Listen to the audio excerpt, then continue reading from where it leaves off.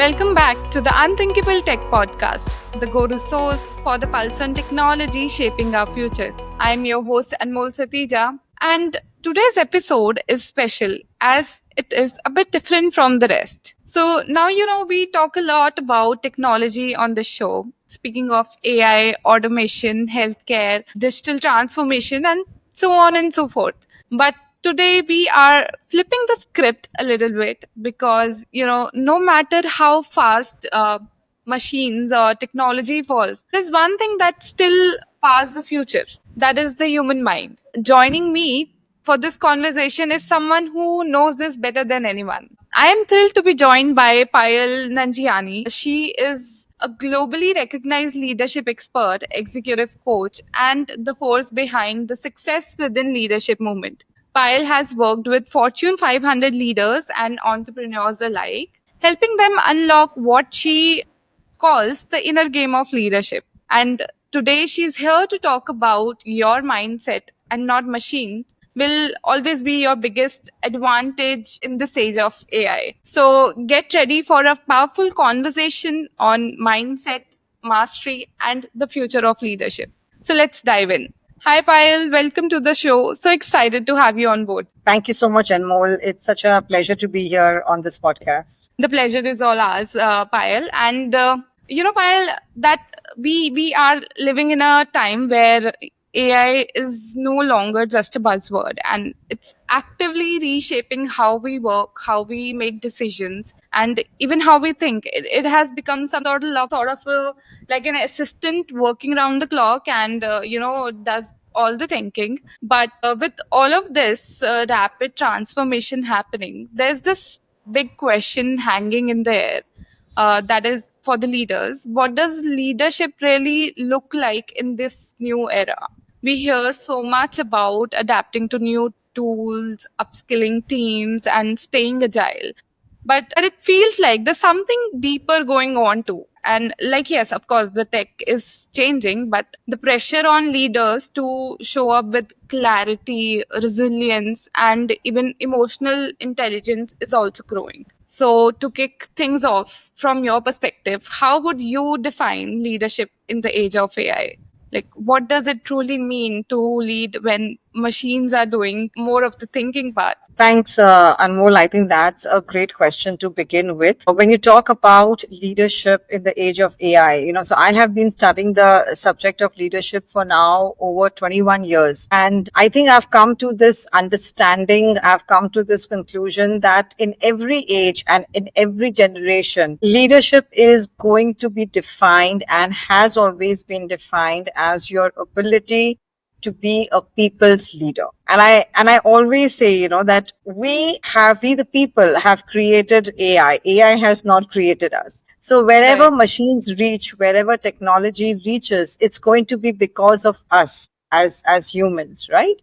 Now, if you are looking at leadership in an age of AI, people around are so worried. They are so afraid of losing their jobs. People are worried that AI will take up their jobs. So, yeah, there will be many jobs that will become obsolete.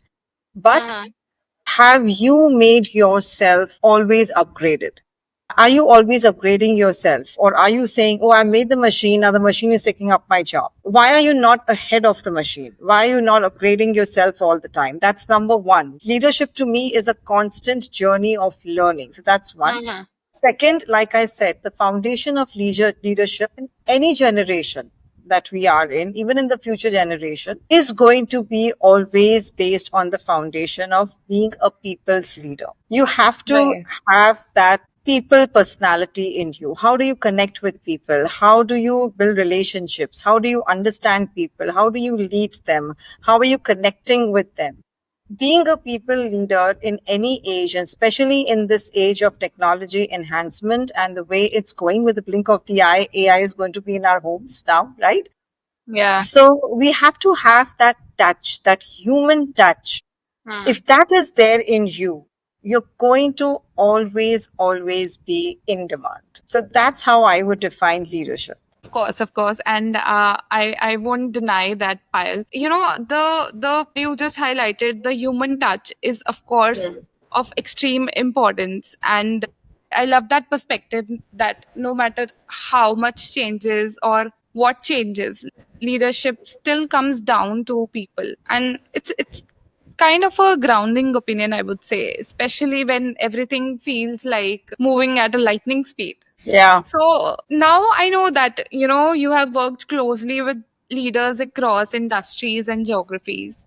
And now I'm curious, with all of this talk about AI, automation, and disruption, how are they really feeling about it? Like, is it mostly excitement, a bit of a anxiety, curiosity, or something else entirely? I think people who are always building themselves up and upscaling themselves are going to be super excited with what AI brings, with what the meta universe is bringing now. So they are going to be super, super excited. And people who are not working on their upscaling themselves, who are just okay where they are, they have been comfortable, it's going to be fearful for them. They are the ones, like I said earlier also, are the ones who are going to be wondering why their jobs are going. They're going to be fearful. They're going to blame the AI. They're going to blame everybody around because they could not live up and upscale themselves. They could not work on themselves. And overall, if you go to see, AI is giving us a lot of hope for a better future. Yeah.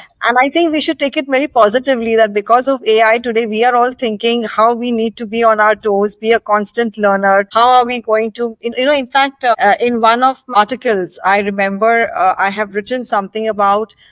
Actually, I've asked this question to the people. Are you layoff proof? Have you made yourself layoff proof? Or are you still wondering, is my name going to be on the layoff? I hope I am not the one who is removed because of all these technology change.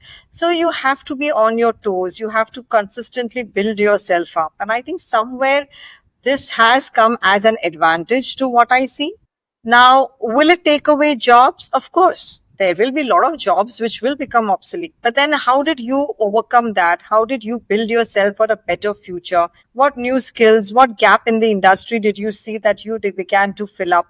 All of these things will play a very important role in deciding whether you're going to be excited for the future of technology or are you going to be fearful of it. Right, definitely. I think that's a good way to look at it. AI is both a wake up call and a window of opportunity. And you're right, like, it has really pushed all of us to keep evolving and to stay relevant, but not like you just mentioned also, not everyone responds the same way, right? Yeah. Some leaders seem to ride the wave effortlessly, while others somehow struggle to keep up. So, what, in your view, really separates those who thrive in this AI driven world from those who get left behind? Like, I know you highlighted on it previously, but let's talk a little bit more in detail about it. Yeah, I think there'll be two things that you can say that will separate out those people. And one is how well you are keeping yourself tech savvy. That also is going to play a huge role. See, earlier when you were in the medical industry, those were the people who had to keep themselves updated of what's happening, changes happening in the medical industry.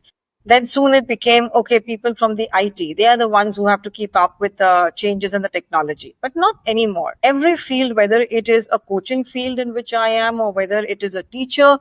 So for example, I recently was doing a faculty training for some teachers in a college. And one of the things I asked them, I said, who are you competing with? You're not competing with another teacher or something. You're competing with technology now. Yeah, Means that imagine these are MBA students. Instead of asking you, they have all the answers on chat GPT today. They can go and Right. just type, how does biology work? How does the human brain work? And they'll get the answer. Why should they ask you? What are you bringing different than what a machine is bringing? So teachers, every damn field has to now, we have to start thinking, if everything is available on chat GPT, why should somebody come to me for coaching? Why should somebody go and ask the question to the teacher? Why can't I just search it up there? So you have to keep on and on working on yourself and give those types of answers in that touch where you cannot be replaced. I should be, as a student, wanting to come to you because I know what you are going to share with me cannot be there on a chat GPT. So that's number one. Second is you have to make sure that as much as artificial intelligence, we are in a world driven by artificial intelligence, as leaders or as people in any profession, we have to give that human touch. And I'll give you an example. So I'm coaching one of a very senior executive from a company. And I remember he mentioned that there was some issue going on with one of his employees, a very, very personal issue, to a point where the employee was going into complete depression. Can Uh-huh. AI help you there? Well, yes, to a certain extent, you can, if when you're in depression, you don't want to come and talk to the AI either, but you can just type down, okay, I'm feeling depressed. This is a problem. It'll throw you some answers. But what my client did was he actually sat down with the employee, spoke to him, took him for a coffee, boosted him up, spent a lot of his own personal time with the employee to make sure that the employee feels better and doesn't go much into depression, doesn't go into suicidal tendencies. And he actually works to bring his employee back to out of that depression. Now, can AI do that? So you have to distinguish yourself by really, really making sure you have more of a human behavior ever Yeah. more than ever in what has happened in the past. I think this is going to be the future of leaders. If you're not people savvy and you're only tech savvy, be very sure you're not going to stay in the industry for a long time. Yeah, I think that's an important distinction that you just highlighted, that not just trying to compete with AI exactly, but embracing what makes us human. Yeah. Kind of building on that, Pile, why do you believe that, that sort of mindset will always outpace machines, even as AI or technology keeps getting more powerful? Because, if I go back in time, I remember when I had written my very first book, Mm-hmm. Success is Within. That was my very first book that came, where I had written something. We are not human doings. We are human beings. And as human beings, we have the power to visualize. We have the power to dream. We have the power to execute. We have the power to build something for the future, which is not being done. We can have a purpose. We can impact the world at large, right? So we have so much that we can do. If you're not able to build that type of mindset, then Right. of course the machine will take you up, right? And AI, like you said, is becoming more and more powerful now, more than we'll have it in our homes very soon. There have been times where I am sitting in one country and I am doing a workshop for another country using AI. So I'm just there, right? So a lot is happening. But if your mindset remains the same, I cannot do this, I don't want to do this, all the time your narrative is very negative about the Mm-hmm. technology, about yourself, about your environment, it's not going to take you anywhere. Then definitely everything and everyone is going to overpower you. Then it's not just AI, just everything. So, in a world where we are going more and more deeper into technology, where technology is in our hands today, but it is separating us from people, we are getting far from people and getting more and more closer to AI. Your mindset is what's going to help you. Imagine you are remote working nowadays. After the COVID, remote working has increased tremendously globally, in fact, right? So you are working remotely, not with your teams. And if you're going to go into that it's very easy to slip into loneliness. It's very easy to slip Yeah. into that. I'm okay where I am. Now I don't want to go out the house. I don't want to network. I don't want to meet with people. Salary is coming. So you start getting more and more in that comfort zone. And that is very good for your competitor, which is the machine wants you to get that, right? But if you have a very empowering mindset, an empowering mindset where I want to go out, I want to meet people, I want to network, I have to build my things up, that will keep you always going. So I think that's why you have to work a lot on your mindset. Yeah, true that. And you just beautifully said the contrast that you highlighted between human doings and human beings. It really shifts the focus from output to Yeah. identity and kind of action to intention. So now, Payal, I'm wondering, like, how do you actually coach someone to build that kind of mindset that you were talking right now? Is it about unlearning old habits, evolving into something new, or maybe a mix of both? So I'll tell you something. For me, for the past 17 years that I have been coaching, I gravitate a lot towards evolving as a individual. Mhm. And most of my clients are mid managers and up who want to really grow in their careers, like really want to grow in their careers. So I am not here to change you. I'm not here to fix anybody. That's not my job at all. Right. But definitely, I want you to expand your horizons. I want that you start evolving, start working on your self leadership, start working on your thought process, which is very important. Start developing new habits that is going and behaviors that is going to help you tackle the future which is coming. Like I said, we are very close to entering into the meta world now, right? So when we're entering into the meta world, there's going to be completely different individuals out there. How is your mindset prepared for that is what I would say. So coaching people to build on such a mindset is not like a one track that I have. I Yeah. always see success not as a straight line. If success was able to, if you were able to become successful with your hard work, your degrees, your credentials, I think there would be more in the world of them. So I usually steer away from skills and I focus a lot on the person, how I can help the person evolve and become more and more better versions of themselves. I think that's where the real change lies, deep within you. Okay, that's interesting take, and you really put things into perspective. You know, not just about what we do, but who we are becoming in this Yeah, changing landscape. And imagine that kind of shift doesn't happen overnight. And absolutely. AI is really shaking things up for everyone, and not just leaders, but their teams too. Yeah. So, maybe from a more practical lens, what are the ways that you suggest that leaders can help their teams upskill or reskill to stay relevant in this new era? I think first and foremost, leaders themselves have to make sure that they are upskilling, reskilling, and evolving, right? Many a times we Right. say it to our teams and then we are exactly where we are. So you have to make sure that as leaders, first and foremost, you're the one who is walking the path. You're the one who's showing them how to do it and why to do it. I think in this case, it is very important that rather than telling your people, these are some of the ways you should reskill and these are some of the courses you should do, try and understand your people. Who wants what are their goals, what are their aspirations in their career life, and link that to the importance of why it is important for them to stay ahead in the game.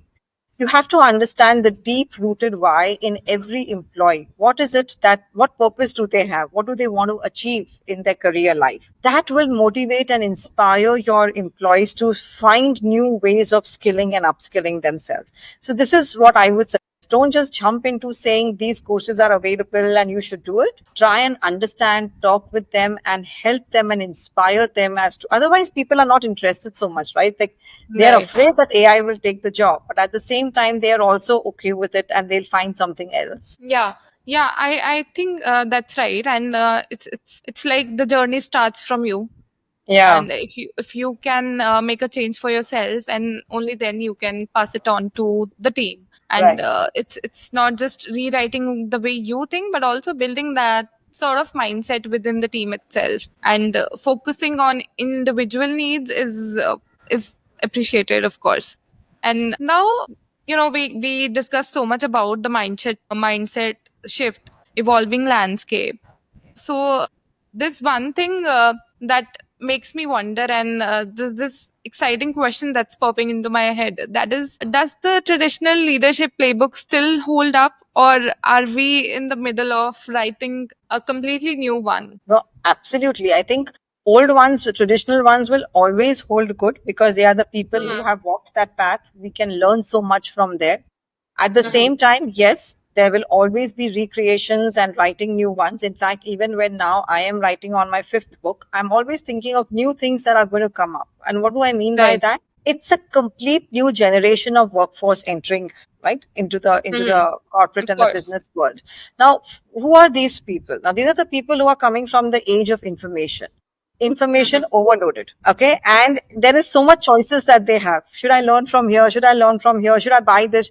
Choices are numerous for them in plenty. On top of it, they have so much information at their fingertips. If you look at them today, you will find them stressed. You will find them full of anxiety, mental health issues, no coping mechanism, at the same time excited for life. So it's a complete blend that they are coming with, and there is lack of clarity. So I work with a lot of Gen Zs and the alpha ones which are coming, and then lots of generations coming up.